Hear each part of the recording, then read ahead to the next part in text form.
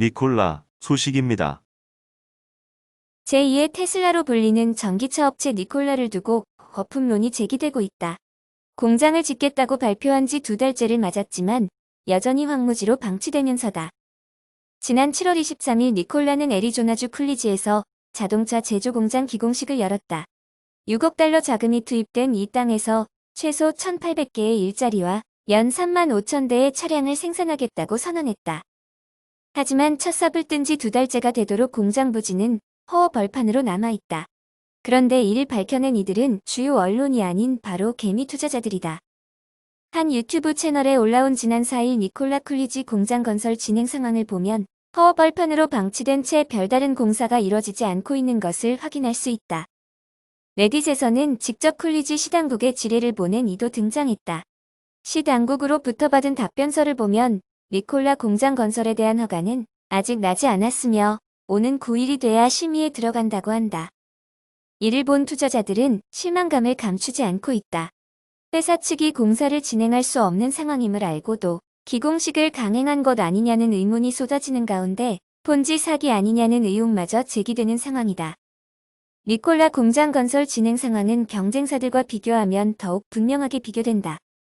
테슬라는 지난 7월 22일 텍사스 오스틴에 제2공장을 건설한다고 발표했는데 이미 기초공사가 상당히 진행됐다. 테슬라 건설 현장 역시 매일 유튜브 등에 업데이트된다. 아울러 니콜라의 경쟁사인 루시드 모터스는 지난해 말 애리조나 공장 건설을 발표한 이후 현재 외견상으로는 공장의 모습을 거의 다 갖춘 모습이다. 루시드 모터스는 내년부터 양산을 시작한다는 계획이다. 니콜라는 아직 시제품만 출시하고 예약을 받을 뿐 단 한 대의 차도 만들지 않은 상황이다. 니콜라는 지난 7월 17일 2,389만 주에 달하는 신주인수권을 발행하겠다고 했는데 11.50달러의 주식을 매수할 수 있는 권리가 부여돼 막대한 차익 실현이 발생할 것을 우려한 이들이 매도에 나섰다. 니콜라는 최근 부진한 주가 흐름은 개미가 뭉쳐 고래가 된 이들이 실망 매물을 쏟아낸 영향이 있다는 분석이다. 니콜라 회사 자체의 자금력도 의문시된다. 지난 6월 기준 이 회사가 보유 중인 현금은 약 6억 9,840만 달러이다. 니콜라는 우선 올해 만기가 도래하는 부채 규모가 3,060만 달러, 내년에는 1,280만 달러 규모다. 부채를 갚는 데는 여전히 돈이 충분하지만 본질적으로 아무런 이익을 내지 못한 채 손해가 누적되는 상황이 위험할 수 있다는 지적이 나온다. 지난해 니콜라는 적자를 냈고 같은 기간 1,018만 달러의 마이너스 현금 흐름을 기록했다. 회계 손실은 1억 9,180만 달러였다. 투자정보분석업체 심플리 월스트리트는 지금처럼 매출 제로 상태가 지속된다면 추가적인 자금 조달 없인 위험할 수 있다고 지적했다. 테슬라 소식입니다. 6일 CNBC에 따르면 미국 주식투자 리서치 업체인 뉴컨스트럭트의 CEO는 인터뷰에서 이렇게 분석했다.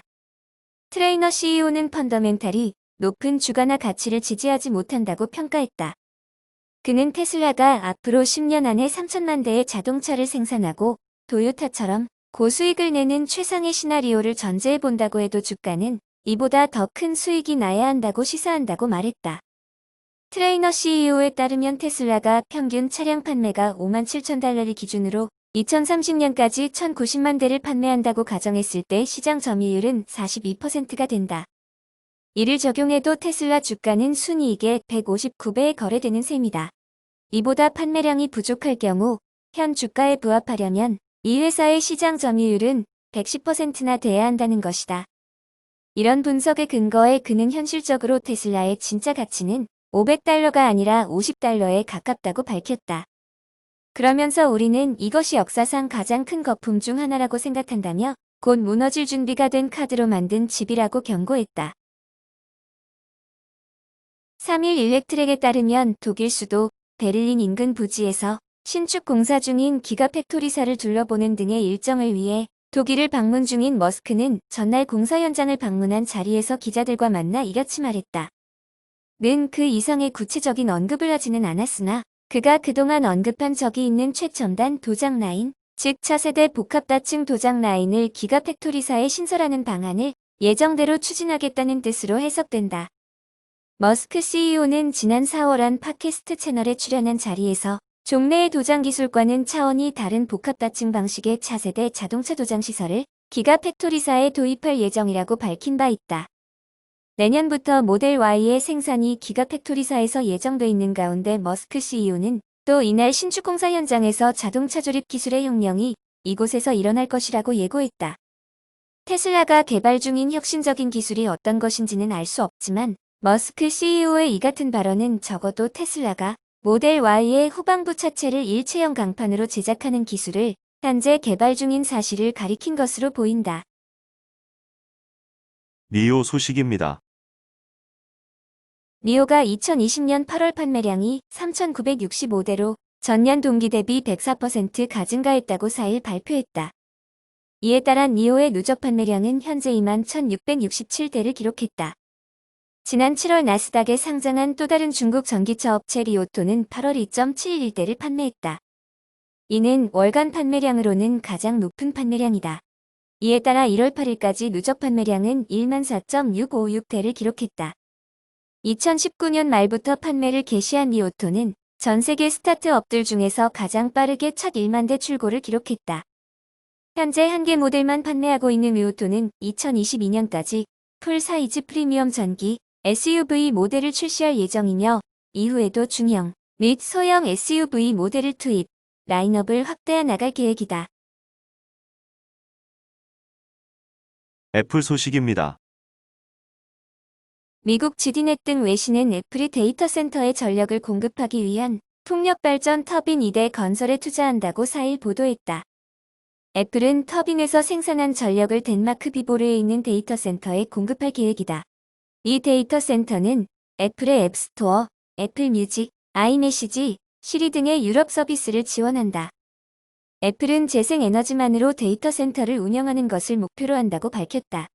이를 위해 풍력 발전 터빈 외에도 덴마크 북부 티스테르 지역에서 태양열 발전 프로젝트를 진행 중이다. 애플 부사장은 청정 에너지에 대한 투자는 기업과 사회에 깨끗한 에너지와 함께 좋은 일자리를 제공하는 획기적인 혁신이라면서 우리가 지구와 미래 세대를 위해 주도해야 하는 영역이라고 강조했다. 미국과 중국의 갈등이 고조되면서 애플 역시 난감한 상황이 됐다. 애플은 첫 5G 스마트폰 아이폰 12의 흥행을 기대하며 출하량을 높게 잡았는데 중국 시장이 막힐 경우 계획에 차질이 생길 수 있어서다. 7일 업계에 따르면 애플은 최근 부품업체에 아이폰 12를 연내 7,500만에서 8천만 대 생산해 줄 것을 요청했다. 애플은 다음 달 아이폰 12 시리즈를 공개하고 모델별로 순차 출시할 예정으로 4분기 출하량 목표치인 셈이다.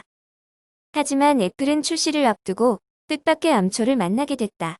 미중 갈등이 격화되면서 자칫 중국 내 애플 불매 움직임이 일 가능성이 있기 때문이다. 최근 중국 외교부 대변인은 만일 미국이 위챗을 금지한다면 우리도 애플 스마트폰을 쓰지 않을 수 있다고 경고했다. 이는 도널드 트럼프 대통령이 중국 메신저 위챗의 퇴출을 예고한 데 따른 것이다. 트럼프 대통령은 지난달 위챗의 모 회사 텐센트와의 거래를 금지하는 행정명령에 서명했다. 만일 애플 스마트폰에 위챗 탑재가 불가할 경우 아이폰 12 역시 흥행에 큰 타격을 입을 수 있다. 위챗은 중국인 대부분이 사용하는 국민 메신저로 중국판 카카오톡이라 불린다. 실제 중국판 트위터인 웨이보가 최근 진행한 설문조사에 따르면 80만 명 이상의 응답자 중 90%가 넘는 75만 명이 위챗을 설치할 수 없게 된다면 아이폰 대신 다른 스마트폰을 선택하겠다고 답했다. 애플 입장에서 세계 최대 스마트폰 시장인 중국은 놓칠 수 없는 시장이다.